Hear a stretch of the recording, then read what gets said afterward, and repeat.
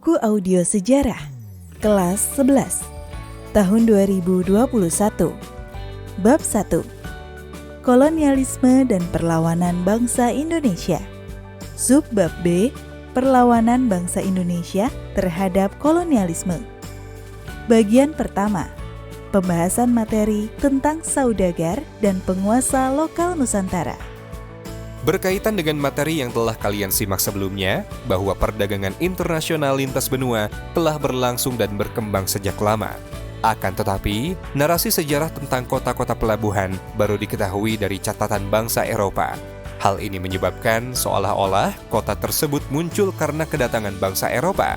Pada kenyataannya, jauh sebelum kedatangan mereka, terdapat banyak saudagar dan pengusaha lokal di Nusantara yang memiliki kuasa, kekayaan, dan kemampuan untuk melakukan penjelajahan dan bahkan perlawanan kepada dominasi asing yang ingin menguasai Nusantara.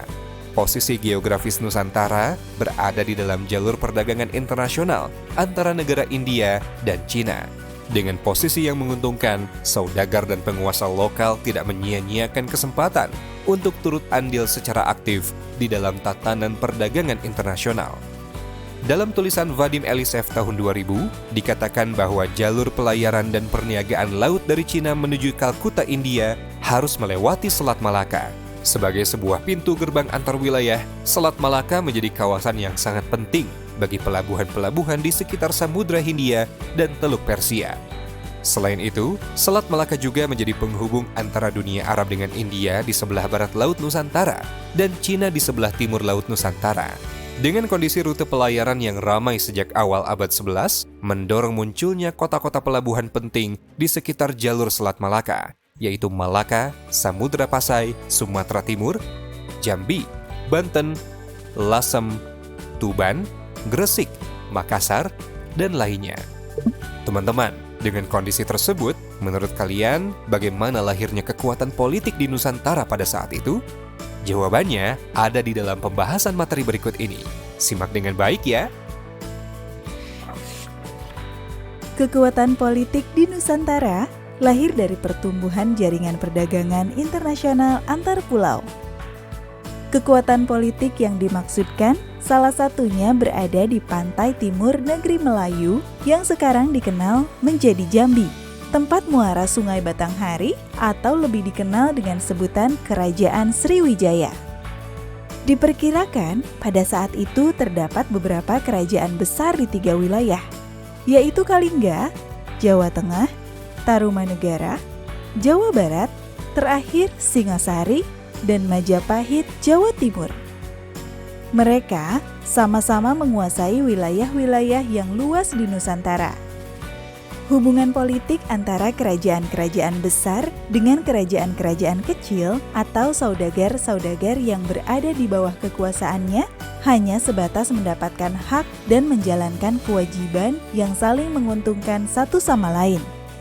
Keuntungan yang diperoleh dari kerajaan lokal yang lebih kecil adalah perlindungan, rasa aman, dan bernilai prestise atau rasa bangga karena memiliki hubungan dengan kerajaan-kerajaan besar. Apabila dirasa sudah tidak mampu memberikan rasa aman, adalah hal yang lumrah jika mereka membangkang dan berpindah kepada naungan kekuasaan kerajaan besar lain yang dianggap lebih kuat. Keuntungan yang dirasakan oleh kerajaan-kerajaan besar adalah pengakuan simbolik, kesetiaan, dan pembayaran upeti dan komoditi yang dipergunakan untuk perdagangan berskala internasional. Kondisi hubungan seperti ini memperlihatkan bahwa di Indonesia sudah ada dinamika antar saudagar dan penguasa lokal dalam gambaran jaringan perdagangan internasional pada masa abad penjelajahan. Luar biasa bukan? Ternyata saudagar dan pengusaha lokal sudah memiliki hubungan kerjasama pada waktu itu, yang ternyata cikal bakal lahirnya kekuatan politik Nusantara dalam jaringan perdagangan internasional. Nah teman-teman, selanjutnya setelah kalian mendengarkan pembahasan materi mengenai saudagar dan pengusaha lokal di Nusantara, terdapat tugas yang harus kalian lakukan. Kegiatan yang akan kalian lakukan adalah membentuk kelompok untuk berdiskusi mengenai gambar-gambar para penjelajah asing yang datang ke Indonesia. Setelah itu, kalian tuliskan hasil analisis berdasarkan pengamatan terhadap gambar yang tersaji. Lalu presentasikan hasil diskusi dengan kelompok kalian di depan kelas. Adapun gambar-gambar yang akan kalian analisis diantaranya, pertama, gambar mengenai kehidupan di Ambon, karya Jacob van Eyck tahun 1601. Kedua, gambar Cornelis de Houtman yang sedang menghadapi Sultan Banten di Pavilion Istana Kerajaan Banten. Ketiga, gambar pegawai Jerman ketika datang ke Pulau Jawa. Karyawan VOC melukiskan memorinya di Batavia, karya Herport tahun 1669. Kalian dapat menganalisis gambarnya yang tersedia di dalam buku paket sejarah kelas 11 pada halaman 19-20. Kalian dapat meminta bantuan teman, guru, atau orang tua di rumah ya. Selamat mengerjakan. Sampai di sini pembahasan materi subbab B bagian pertama. Selanjutnya, kalian akan menyimak materi bagian kedua mengenai perang antar negara Eropa dan upaya menegakkan hegemoni di Nusantara. Sampai jumpa pada materi audio berikutnya ya. Bagian kedua pembahasan materi tentang perang antar negara Eropa dan upaya menegakkan hegemoni di Nusantara. Teman-teman, tahukah kalian bahwa peristiwa sejarah yang terjadi di Indonesia tidak dapat terpisahkan dari interkoneksi dan kerjasama global? Dalam materi audio ini, kalian akan menyimak beberapa peristiwa sejarah di dunia yang secara tidak langsung berdampak pada jalan sejarah di Indonesia. Bagaimana? Terdengar menarik bukan? Mari kita simak dengan baik pembahasan materi berikut ini. Perjanjian Tordesillas merupakan satu titik awal dari ekspansi bangsa Portugis dan Spanyol dalam melakukan penjelajahan dunia. Agar tidak terjadi perebutan wilayah yang sama, Paus Paulus Alexander ke-6 membagi garis demarkasi pada tanggal 7 Juni 1494 di Tordesillas, wilayah di barat Laut Spanyol. Dampak perjanjian Tordesillas membuat pelaut Portugis berlayar ke timur, mengitari pantai barat Afrika. Pada 1487, pelayar Bartolomeu Dias mengitari Tanjung Harapan di Afrika dan memasuki Samudra Hindia. Kemudian pada 1497, pelayar Vasco da Gama sampai di India. Perjanjian Saragossa merupakan kelanjutan dari persaingan antara Portugis dan Spanyol. Setelah berhasil menguasai Malaka tahun 1511, Portugis kemudian menemukan Maluku. Tahun 1512, Portugis bersekutu dengan Ternate. Ternyata, dari arah Filipina, Spanyol berhasil juga menemukan Maluku dan segera bersekutu dengan Tidore pada tahun 1521. Kedua negara barat ini memanfaatkan perselisihan antara kerajaan lokal untuk berebut pengaruh dan monopoli perdagangan di Maluku.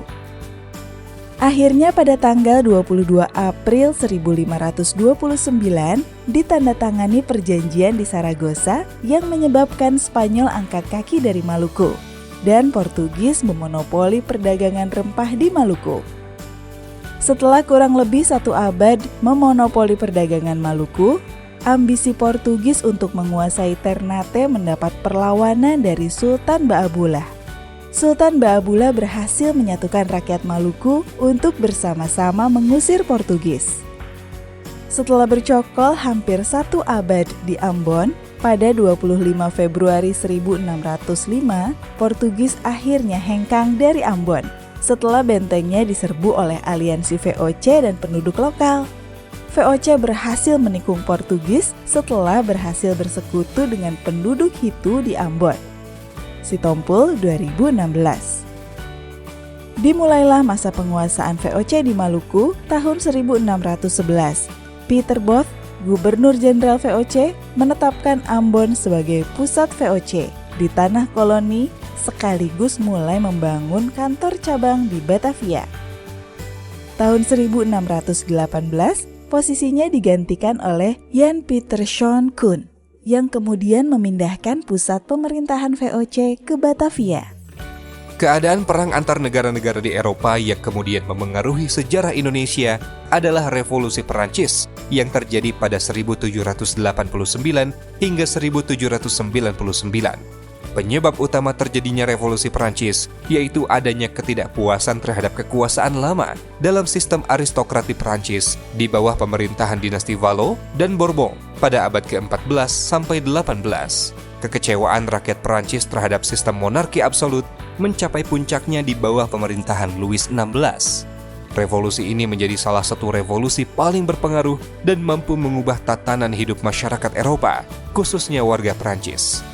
Dampak yang diberi dari revolusi ini menimbulkan perubahan yang mendalam terhadap perkembangan sejarah modern.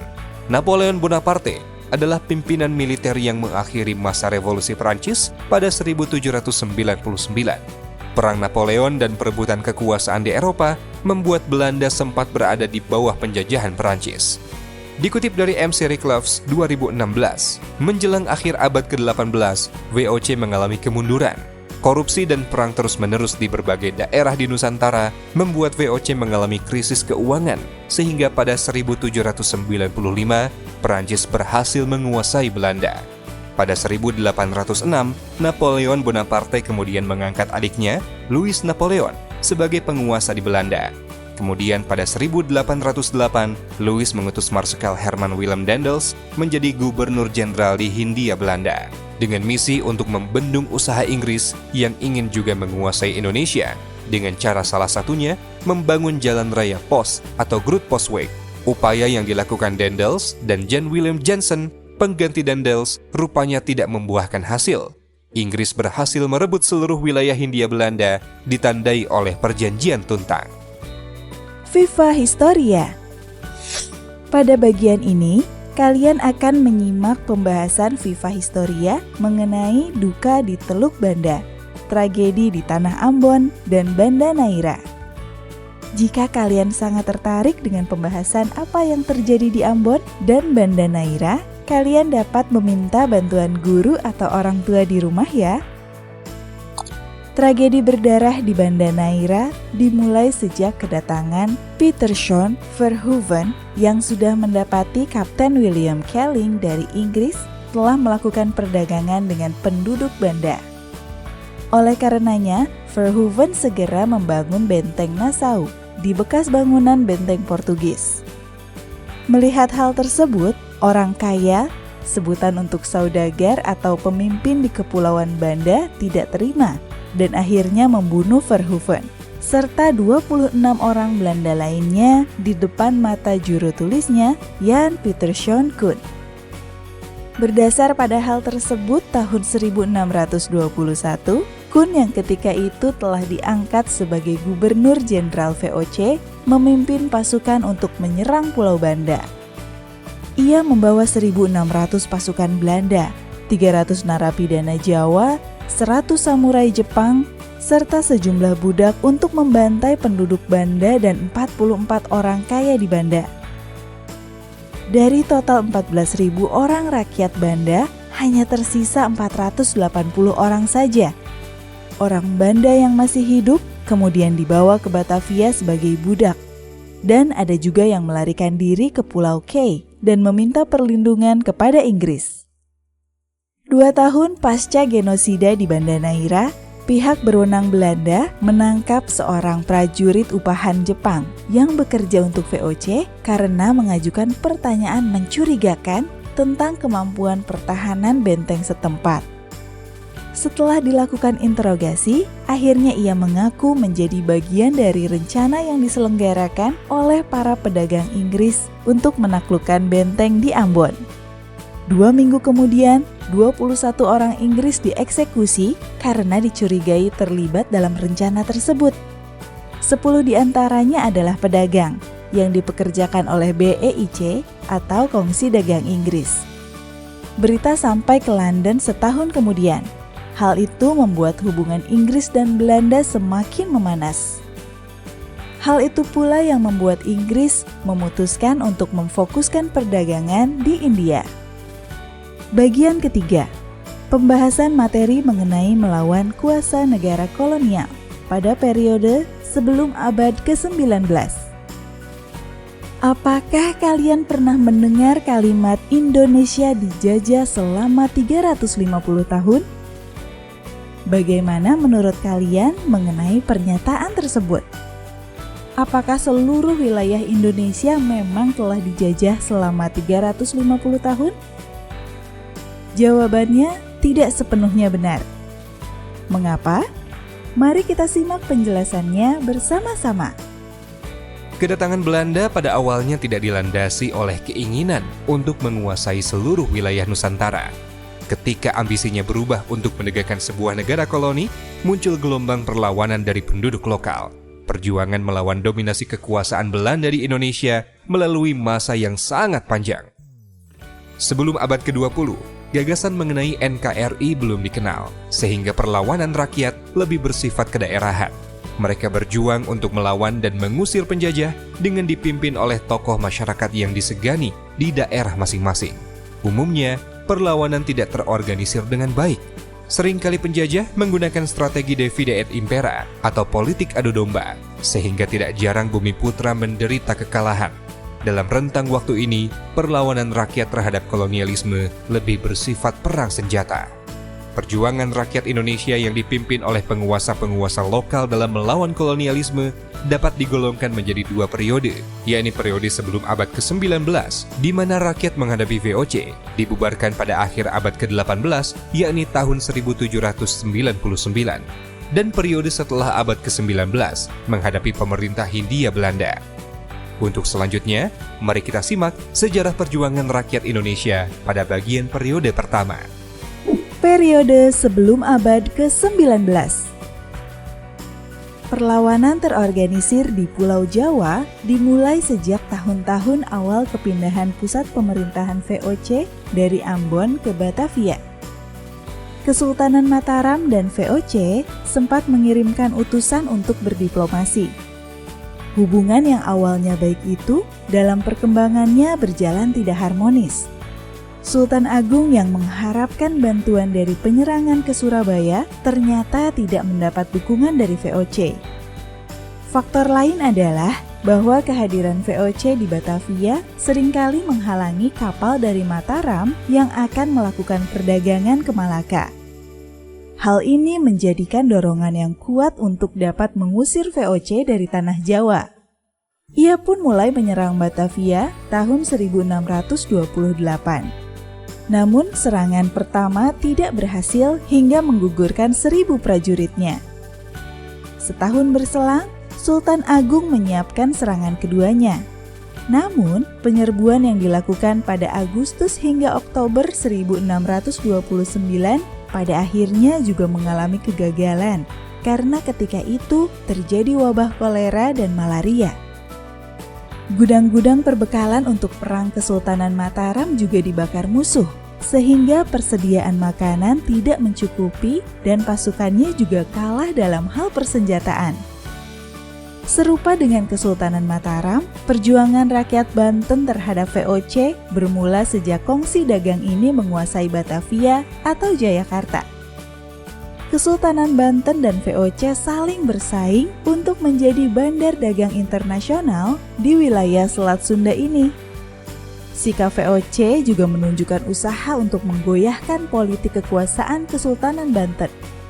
Akhirnya, Sultan Banten, Sultan Ageng Tirtayasa, melakukan perlawanan dengan bekerja sama dengan saudagar asing lainnya, yakni bangsa Inggris. Penyerangan langsung kepada kapal-kapal VOC di perairan Banten dilakukan oleh Sultan Ageng Tirtayasa antara tahun 1658 hingga 1659, serta wilayah-wilayah yang berbatasan dengan Batavia, Angke, dan Tangerang. Sementara itu, kekuasaan di Kesultanan Banten diserahkan kepada Sultan Abdul Qahar Abu Nazar atau Sultan Haji. Hal tersebut kemudian dimanfaatkan oleh VOC untuk melancarkan politik adu domba atau divide et impera yang pada akhirnya dapat mengalahkan perlawanan Sultan Ageng Tirtayasa dan VOC dapat menguasai perdagangan di pesisir Jawa. Perjuangan dari wilayah Indonesia Timur untuk melawan penjajah dilakukan oleh Kesultanan Goa Talo yang dipimpin oleh Sultan Hasanuddin. Konflik diawali dengan pelucutan dan perampasan armada VOC di Maluku, hingga pecahlah Perang Makassar pada 1669. Sejak 1660, VOC memang berambisi untuk menguasai wilayah pelabuhan Somba Opu. Dalam perlawanan ini, Kesultanan Goa Talo bersekutu dengan Wajo, sedangkan VOC bersekutu dengan Raja Bone, Arung Palaka, yang pada waktu itu sedang berseteru dengan Kesultanan Goa. Pada akhirnya, Perjanjian Bongaya adalah perjanjian yang mengakhiri perlawanan Kesultanan Goa Talo dengan VOC. Kesultanan Goa diwakili oleh Sultan Hasanuddin dan wakil VOC adalah Cornelis Pilman. Meski disebut perjanjian damai, isi sebenarnya adalah deklarasi kekalahan Goa dari VOC serta pengesahan monopoli perdagangan sejumlah barang di pelabuhan-pelabuhan yang dikuasai oleh Kesultanan Goa. Kemendikbud dan ANRI 2020. Viva Historia. Pada kali ini, kalian akan menyimak isi perjanjian kerjasama Sultan Haji dengan VOC pada 17 April 1684. Tetap fokus ya. Perjanjian yang ditandatangani adalah kesepakatan yang harus dipatuhi apabila Sultan Haji berhasil menyingkirkan Sultan Agung Tirtayasa. Belanda dengan politik adu domba yang dilancarkan kepada anggota Kesultanan Banten berhasil mengambil keuntungan yang sangat besar. Berikut ini adalah isi dari perjanjian yang ditandatangani oleh Sultan Haji dan VOC. 1. Banten menyerahkan Cirebon kepada VOC. 2. Banten harus menyerahkan monopoli perdagangan lada kepada VOC dan menyingkirkan pedagang dari Persia, Cina, dan India. 3. Banten harus membayar Rp600.000 jika melanggar janji. 4. Pasukan Banten yang menguasai wilayah pantai dan pedalaman harus ditarik kembali. Nah, gimana teman-teman? Ternyata perjuangan bangsa Indonesia sebelum abad ke-19 sangat luar biasa, bukan? Pada audio selanjutnya, kalian akan menyimak bagaimana perjuangan bangsa Indonesia melawan kolonialisme setelah abad ke-19. Sampai jumpa pada lanjutan materi berikutnya. Bagian keempat, pembahasan materi mengenai melawan kuasa negara kolonial pada periode setelah abad ke-19. Pada audio sebelumnya, kalian telah menyimak bagaimana perlawanan Indonesia terhadap kolonialisme sebelum abad ke-19. Perlawanan terjadi hanya di beberapa pulau saja. Apakah perlawanan dari berbagai pulau di Indonesia setelah abad ke-19 semakin sedikit atau meningkat ya? Mari kita simak jawabannya dalam materi berikut ini. Periode setelah abad ke-19. Pada penghujung abad ke-19, VOC dibubarkan dan penguasaan negara-negara koloni berada di bawah langsung pemerintah Belanda. Namun, perubahan tersebut tidak kemudian mengubah praktik kolonialisme di Indonesia. Bahkan lebih eksploitatif. Maluku adalah wilayah perdagangan rempah-rempah yang sudah diperebutkan oleh bangsa Eropa sejak abad ke-15. Memasuki abad ke-19, rakyat Maluku berjuang untuk melawan penjajah karena tidak ingin orang Belanda kembali menguasai wilayah ini. Ketika Inggris di bawah Raffles berkuasa di Hindia Belanda, praktik monopoli dagang dan kerja rodi tidak pernah diterapkan.